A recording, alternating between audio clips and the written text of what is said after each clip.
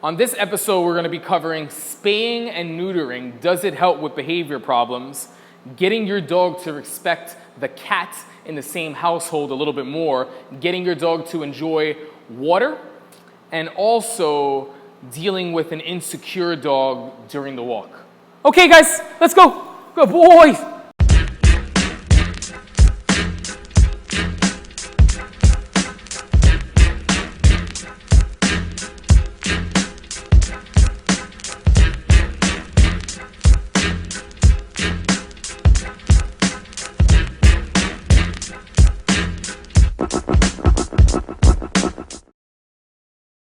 Hey, what's going on, guys? This is Blake Rodriguez with Dream Come True K9, and this is episode, is it 7 or 8? This is one of the episodes of Dog Behavior Question Tuesday. It's 8, right? Is it? Yeah. First question is going to be for high fives for canines.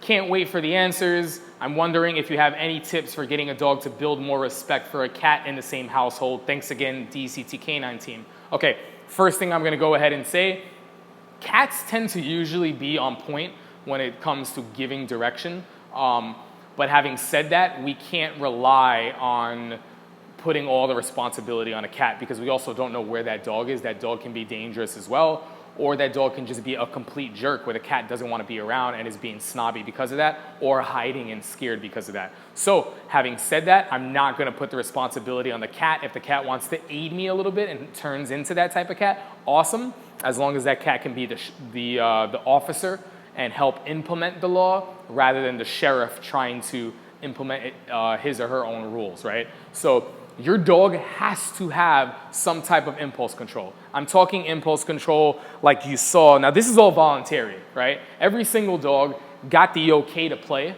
and then every single dog, 1, 2, 3, 4, 5, 6, 7. I guess you can consider this the same thing. One over here as well. You're showing all this. One on the treadmill as well. Show that real quick.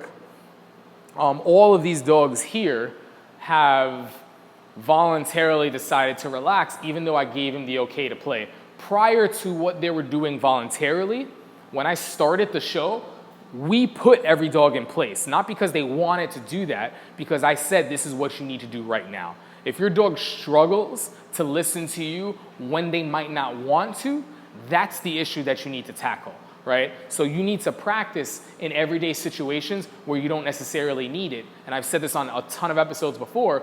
When you're watching your favorite Netflix show and you get up to go to your bathroom, practice having your dog in place where they don't follow you to the bathroom. Practice your dog not being right in front of you when you're making a sandwich or when you're making his or her food, right? Have that dog hold a position not where they choose to, but where you put them. Challenge them that way, and you'll see a dog that will likely struggle from being out of shape or basically being out of practice, and eventually it will get better, right? Your dog needs to have impulse control, the ability to have an impulse or an urge to do something or want to do something and choose not to do it. Before they choose not to do it, they have to know that that's even an option.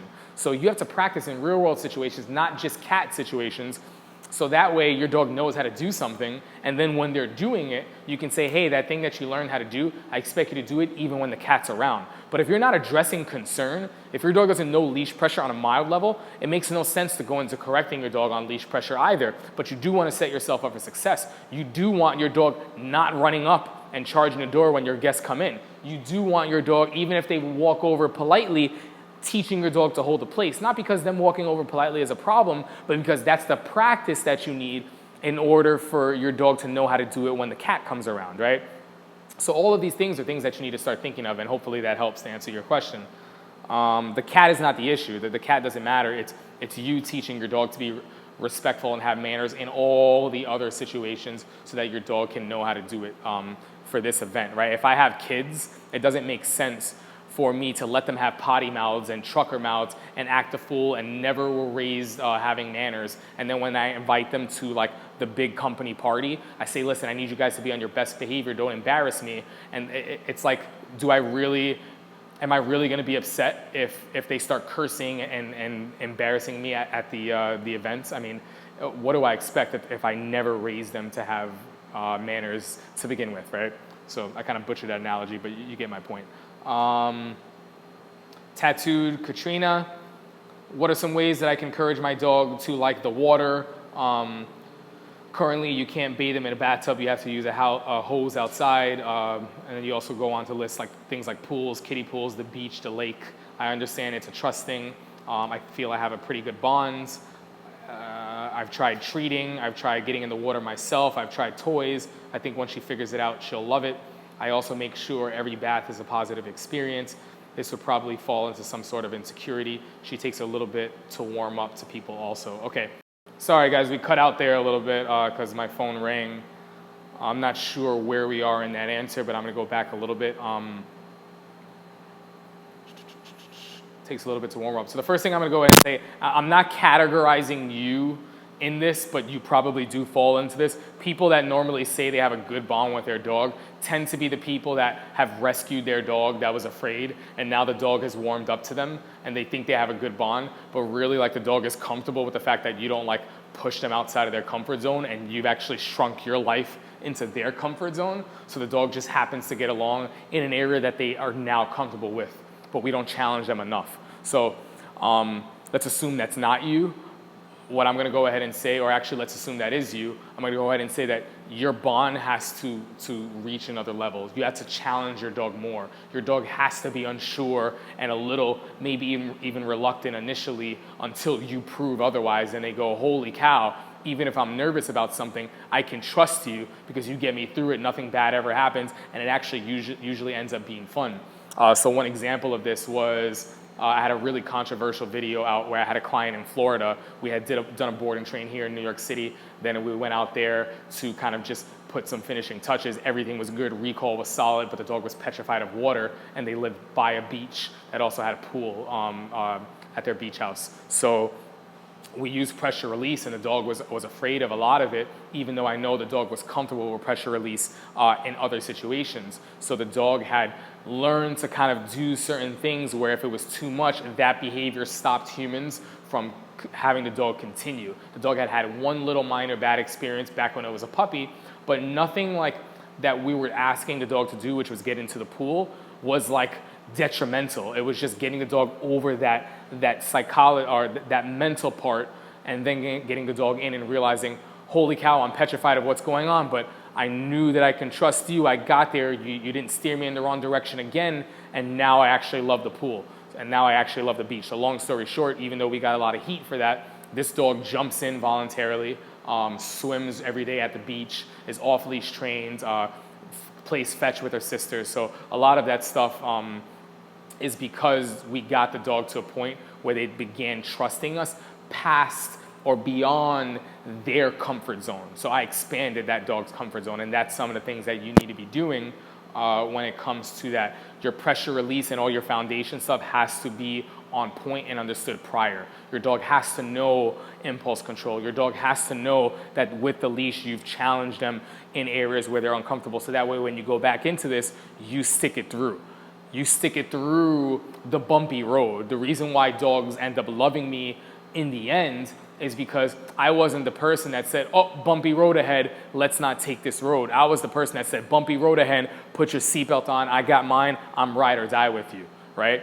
I was the type of person that said, holy cow, we're going into a storm, I'm here with you every step of the way, I'm not abandoning ship, we're gonna get through this storm together. And after that, when we see the calm, I'm still here. So that's why dogs start to trust me, because I don't do what most people do and avoid confrontation and situation. I actually look and say, oh, this is opportunity. We're going to get through this together.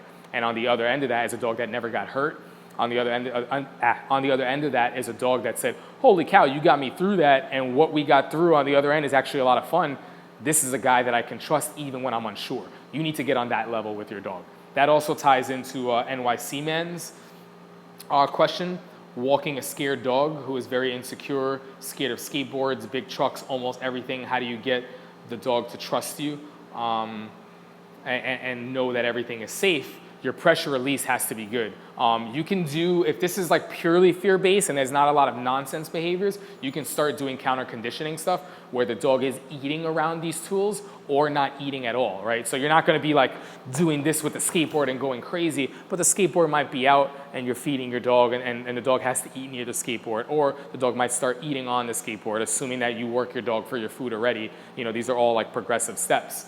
But the one thing that I think is a big deal is you want to teach your dog how to be calm around those things, not turn from like nervous, and then what most people will do is they'll get their dog super excited. Oh, no, look, it's good, and all this silliness. And what happens is that fear turns into a little bit of this like anxious, I don't know how to deal with it, and then it ends up being an aggressive dog towards skateboards, or a dog that's just so like stressed out and anxious. We want to minimize that. So everything you want to do is calm. You want to be able to push your dog through these things. You want to work your dog for food so they understand how to work through fear rather than shut down with fear. Because this is the thing, you can't correct a dog for being afraid.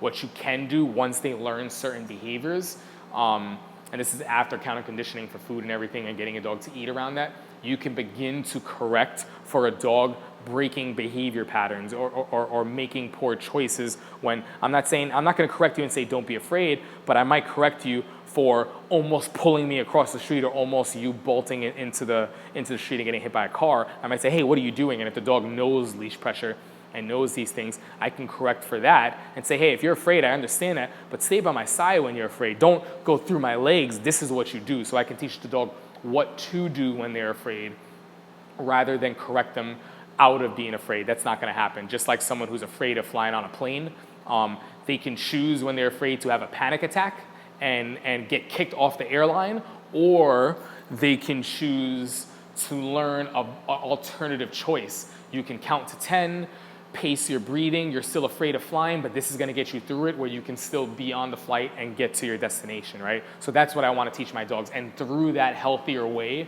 of dealing with fear, you can help a dog to get over fear, right? So fear is actually tougher. Fear and anxiety, you're really on their timetable, the dog's timetable. It actually tends to be a longer rehabilitation process than aggression itself, all right? I love this question. This is from Edgar. Do spaying and neutering change behavior problems? Clients always ask me this and I can't seem to answer it to make sense to the owners. Okay, first thing I'm gonna flat out say the answer is no. What it might do is if you have a dog that's acting very like dominant, or you have a dog that tends to get bullied when you go into pack-like settings because it's not neutered a lot of times, especially in urban environments. And this is here in the States more than it is outside of the States, because it's more common for dogs to not be spayed and neutered elsewhere. But here, because so many dogs are spayed and neutered, when they're not, that scent stands out to the rest of the pack. So that's why you can see instincts in a dog, smell a dog that's in heat, and all of a sudden, just like some women who can get a little bit moody when they're on their menstrual cycle or their period, that can happen with some female dogs. Now, when you're looking at male dogs that are intact, what you see is sometimes they could be the sweetest dog on the planet, but the rest of the pack, when you go into a park or something like that, smells, and they go, hey, you're different, what's up with you? And they want to challenge because they smell that extra hormone, that extra testosterone, and they go, hey, what are you about? So that can cause conflict because dogs are more inclined to kind of challenge that dog, and it could go either way. Another thing that you see is you see a lot of marking. So dogs that are intact might tend to mark a little bit more,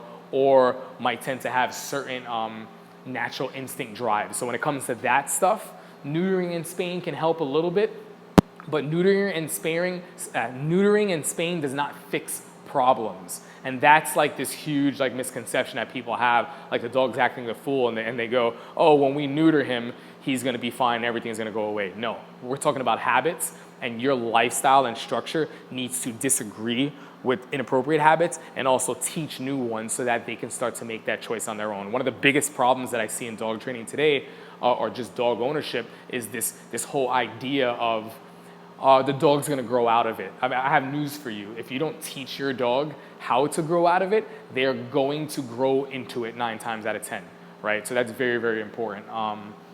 So spaying and neutering does not do the trick. In fact, it does little to nothing in that respect, unless you're dealing with those instinctual sides of behaviors. Let's see what else we have. Holy cow. We got through the cats, we got through the pool, We got through spaying and neutering. NYC man was the skateboards with the fear, which tied into the other question. We are good, man. We are good. Awesome. I will see you guys next week. This is a little bit of a shorter episode. Hope you guys enjoyed it. We'll try to spice things up with a little bit of a different environment, some new questions. See you guys next week.